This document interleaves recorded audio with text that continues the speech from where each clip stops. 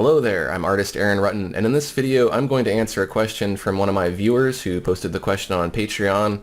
Greg Schultz wants to know what my philosophy is on brushes. Which brushes do I use? Which ones have I customized? Which ones don't I use? My philosophy on brushes is a two-part philosophy.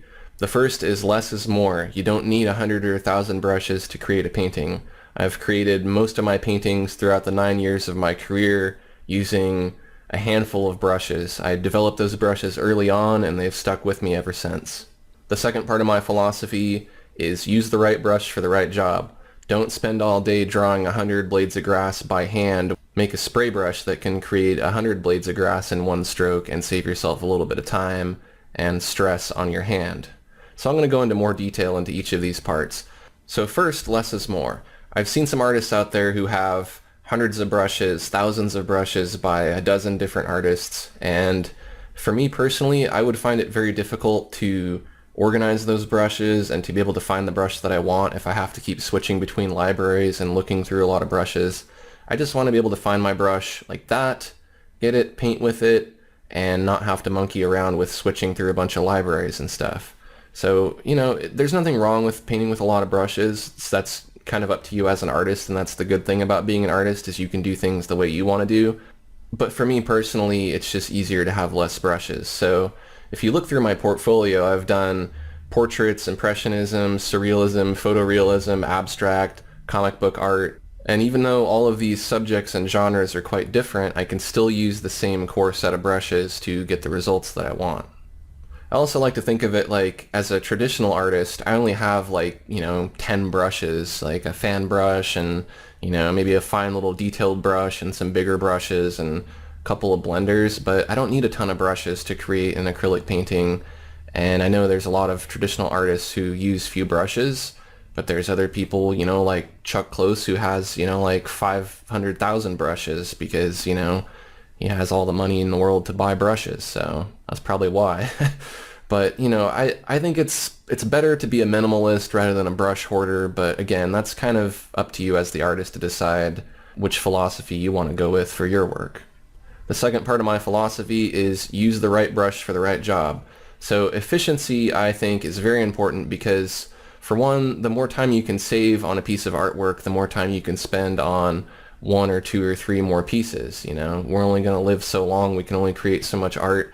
Why waste your whole life drawing little grass blades or little pieces of fur and things by hand when you could make a brush that's going to save you a little bit of time by painting multiple strands of fur or multiple grass blades. The way I look at it, you want to use as few brush strokes as possible. So if you find you're doing something over and over again and it's very repetitive, step back and look at that and go, is there a brush that exists, or can I tweak a brush, or can I make a custom brush or a custom image hose brush that can turn this into a much easier, more streamlined process? Because I know personally, I've drawn little blades of grass individually and little hairs, and what happens is if you spend a couple hours doing that, your hand starts to cramp up. You get this claw, and it really hurts, and I'm sure the older you get, the more painful it gets. You'll have a dent in your finger from holding your pen, and it's just really uncomfortable. So why be uncomfortable? Why waste time? Try to look at it outside of the box and try to find a solution that takes less time and less stress to get the same effect. So how do you find all these brushes? Well, the best thing to do is just go through Painter, look through the categories, try some different brushes, and do some test strokes. Do different kinds of strokes. Do dabs, do strokes, do zigzags, and so on. Tap with it repeatedly, get an idea of what the brush does, what are its characteristics, and if you see something, let's say you do a brush stroke and it looks like a row of pine trees, but it's not quite exactly the way you want it, go into the advanced brush properties and just tweak it a little bit, play with the spacing or the randomness of the stroke or the brush size or the opacity or the color, whatever you have to do to tweak it to get it to meet your vision, and then you'll have a brush that's going to do exactly what you want it to. That's how I approach it. Like with the particle brushes, when those first came out, I didn't think I would use most of the effects that they offered, like the fire and all these, special effect kind of things. But I experimented with all the settings and I found that they actually make really nice leaves and flower petals and grass blades, and now that's what I use them for the most. And then anywhere where I find that the brushes in Corel Painter or Corel Painter's brush engine doesn't meet my needs, I'll make a custom image hose brush. And basically that means that you can paint a series of images. It could be anything. It could be a brush stroke, it could be grass, it could be clouds, anything you want. You make that into a brush, and then it kind of can spray out, or you can draw, linear strokes and different things to get the result that you want. So that works pretty well for making just about any kind of brush that I want. So let's take a look inside of Painter at some of my favorite brushes. The digital airbrush I use a lot. This makes a nice gradient. If you press down hard, you get thicker paint, and if you press down lighter, you get thinner paint. And you get this nice transition in color. Now this is a lot more efficient than using something like, let's say, the detail oils and trying to do your gradient like this by using firmer to lighter pressure. You're drawing a lot more brush strokes. You're moving your hand a lot more. You're holding the pen tighter to get basically the same effect. But you can see that one brush had the same result, in fact a better result, using just a couple of strokes versus having to go in there and shade it like you would with a pencil. The detail oils brush is a nice kind of tapered brush. I use this a lot for hairs, maybe grass blades and things, or if I'm drawing in little highlights, little details on a face like the creases on the nose or the nostrils or the eyelids, things like that. The scratchboard tool gets used a lot. I like this because it has a nice smooth edge. If you look at it here, it's not jagged and it's not too soft and feathered like some of the other brushes, and that's what I want, like a perfect smooth edge. It also tapers really nicely and responds really well to pen pressure. So my philosophy on painting is that you want to really just focus on the shape of things first rather than the color and the form. So if I was painting an apple, I'd paint the outline of the apple first, then I'd worry about shading it. And the reason why I use this brush so much is because it gives you that nice smooth edge that you can then go through and feather if you wanted to later, if you wanted it to be smoother. Or you could use something like the coarse oily blender to make fur or something, but you're getting that nice smooth shape. You can also go through and use the pinch and the bulge brushes if you want to smooth it out or sculpt it or refine it. And my way of painting it's very different from the traditional way of painting, but still has some similarities, and it's probably a lot different than the way that most people paint digitally. So this works for me. It might not work for you, but that's kind of up to you to determine. Now, I'll add texture kind of at a later process after I've done the shape and the form. And for texture, I would use something like the square chalk brush because it responds really well to the paper grain. So I can go in here and I can choose different papers and get different results for my texture. Now, on the note of tweaking these brushes or customizing them, pretty much all of these brushes I've tweaked at least a little bit. I've changed some setting. I've at least either calibrated it using the brush calibration, or I may have changed the opacity or the grain or the brush size. The chalk, for instance, I like that to respond better to lighter pressure so that I don't get something like this, which kind of has not very much grain, too much chalk. I want something like this where I get that nice texture. So I've calibrated this to respond that way. The sponge I also use for texture. That works really well. The glow brush I use a lot. You have to have a dark background for that, so I'll go ahead and do that. And then typically you want to use kind of a darker color, a color that's darker than what you would normally use, because it's going to build up to white. It builds up to white much more slowly if you're using a darker color. So this glow gets used a lot. It's a really good brush.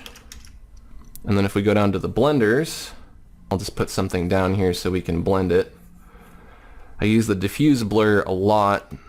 This brush kind of does two different things. If you press down really hard, you're going to really mix up the paint. If you press down lightly, you're just going to kind of soften or blur it a little bit. So this brush works really well. It gives you this nice organic dry paint blended look. I like that a lot. The coarse oily blender gives you kind of more texture when you're blending. It works along with the paper texture, so if I pick a different texture here, I'm going to get a different result. I can also play with the paper scale and contrast to get different results. You can see that's kind of a cool effect there, what it does to the edge. I use the blur brush if I just want to blur the edges of something. Let's say this edge is too sharp. I want it to look a little bit out of focus because the edges of things in three-dimensional space, if they're curved, kind of get blurrier as they curve away from you because things that are further away are a little less in focus. So this helps to kind of de-sharpen that sharp edge. And then I kind of touched on them before. There's the distortion brushes like Distorto, which can push and pull paint. So if I need to make a more complex shape, I can do that pretty easily, or I can just tweak shapes here and there. The bulge brush kind of inflates the pixels like a balloon. So if I want to blow something up, like maybe my eyeball's too small or something, I can inflate that. Or in the reverse, if you wanted to make something smaller, you could use pinch. If you wanted to make somebody's nose smaller, or if you wanted to just paint along the edge of something to reshape it or smooth it out, it works really well for that. Bulge also works if you start painting outside of the shape, if you want to dent something in, like so. And then of course there are the Imachose brushes. I only use a few of these, even though there's a ton of them, because these tend to really cover all bases. There's linear size P, so linear means it's going to come out in single file, and the size is going to be controlled by the amount of pressure in your pen. Spray size P angle W means it's going to spray randomly, and then linear size P angle D is just like linear size P, where it controls the size with pressure, except the angle changes depending on the direction of the pen. So for instance, if I select this Ivy brush here and I paint with it, you can see the stroke follows the direction that my pen's going. If I just use regular linear size P without the angle D, it just looks like a weird fence. So you can see if you look at my brushes, I did skip over quite a few. That's because these are kind of my specialty brushes. So if I'm painting a landscape, I have a brush for mountains and for leaves, for water, and so on. So those don't get used for every single painting. They're kind of more for specialty pieces. They're there in case I need them. I'm going to go through pretty soon and probably kind of demote a few of these, because like these leaf brushes here worked really well before Painter 2015 came out, but now that Painter 2015 is out, I can use these particle brushes, which give much better results. Now I have a ton of particle brushes here too, but these are also specialty brushes. I don't use these for every single piece, but some get used more than others, the plant brushes in particular. But again, for most of my work, those few brushes I listed initially, those are the brushes that I use for most pieces. As far as my least used brushes, I guess that's pretty much the other billion brushes that are in Painter. You know, like it doesn't make sense for me to have two brushes that do basically the same thing, so I don't have any variants that are really close to each other, with a few exceptions. Like, you know, I have this scratch board tool, which gives you a clean stroke, but I also have the jitter scratch board, which gives me a rougher edge, and then I have the rough ink, which gives me kind of a similar stroke. But these three brushes are kind of specialty brushes. Like my rough ink gives me a more natural kind of organic line if I don't want it to be too smooth like the scratch board, and if I don't want it to be too rough like the jitter scratch board, which might work better for something like tree branches or something that have a little finer of a texture than the lumpiness of the rough ink. There's some categories I don't use at all. We can look at those real quick. In particular, I don't use cloners. I don't really use gouache. I don't use impasto much. Liquid ink and watercolor. I like liquid ink, but liquid ink and watercolor are specialty layers and they don't convert well. They don't play well with other brushes. And so I tend to not really use real watercolor or liquid ink very much unless it's a specialty thing. Don't really use markers. Don't really use pastels or pattern pens or pencils. Don't really use photo. Don't really use the real wet oils or any of the real brushes really. Don't use smart strokes. Don't use sumi-e. Don't use tinting. I don't use watercolor. So, you know, I don't use a whole lot of categories here. Occasionally I might use the acrylics for something specialty. The artist brushes, there's a few in there like the Impressionist that I like, and then, you know, of course I do like the blenders.